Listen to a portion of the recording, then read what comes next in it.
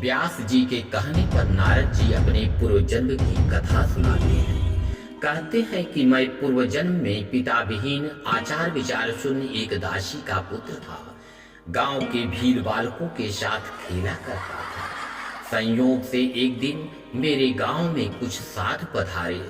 गांव वालों ने चातुर्मास विश्राम हेतु निवेदन किया और मुझे उनकी सेवा का सौभाग्य मिला। यही से मेरे भाग्योदय की कथा का आरंभ होता है। मेरी सेवा भक्ति से गुरुदेव प्रसन्न हो उठे। उन्होंने मेरा नाम हरिदास रखा। सेवा अनवरत चलती रही। गुरुदेव का स्नेह मिलता रहा। एक दिन गुरुदेव मुझे बुलाकर कहा कि बेटा, मैंने तुम्हारे लिए अंदर महाप्रसाद रखा है, जाओ ले लो। संत जब कल्याण की भावना से प्रसाद देते हैं तो जीव का कल्याण होता है। मैंने जाकर प्रसाद ग्रहण किया और मेरे सारे पाप समाप्त हो गए। मुझे कीर्तन में आनंद आने लगा। भगवत भक्ति बढ़ती गई। अनंतर कुछ ही दिनों में सद्गुरु प्रसन्न होकर मुझे वासुदेव गायत्री मंत्र दिया और कहा कि बाल स्वरूप कृष्ण का ध्यान करते हुए इस मंत्र का 32 लाख तुम जप करो। मैंने कहा कि सद्गुरु मेरे, मैं तो पढ़ा लिखा नहीं हूं, तो गिनती कैसे करूंगा। गुरुदेव ने कहा, जाओ बेटा, तुम केवल जप करो और गिनने का काम कन्हैया करेगा।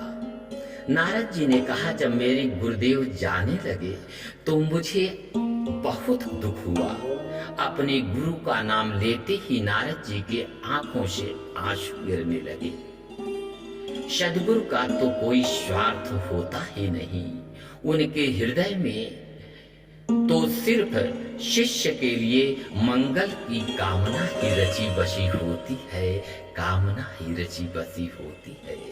नारद जी आगे कहते हैं कि इस प्रकार मेरी साधना भक्ति दिन पर दिन बढ़ती गई। फिर एक दिन अचानक मुझे नीला प्रकाश दिखाई दिया।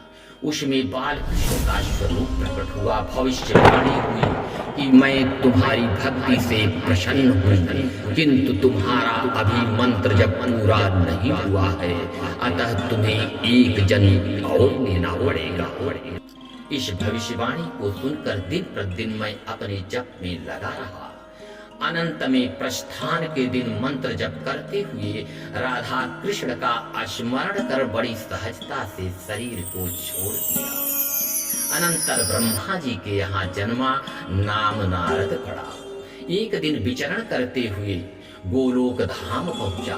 प्रभु मेरी भक्ति से प्रसन्न होकर मुझे यह तंबूरा प्रदान किया और कहा, जाओ सदा कीर्तन करते हुए नारद, तुम मेरे भक्तों का कल्याण करते रहो, कल्याण करते रहो। पूर्व जन्म में सद्गुरु ने नारद जी को जो मंत्र दिया था वह मंत्र है, नमो भगवते तुभ्यं वासुदेवाय धीमहि प्रद्युम्नाय अनिरुद्धाय नमः संकर्षणाय च।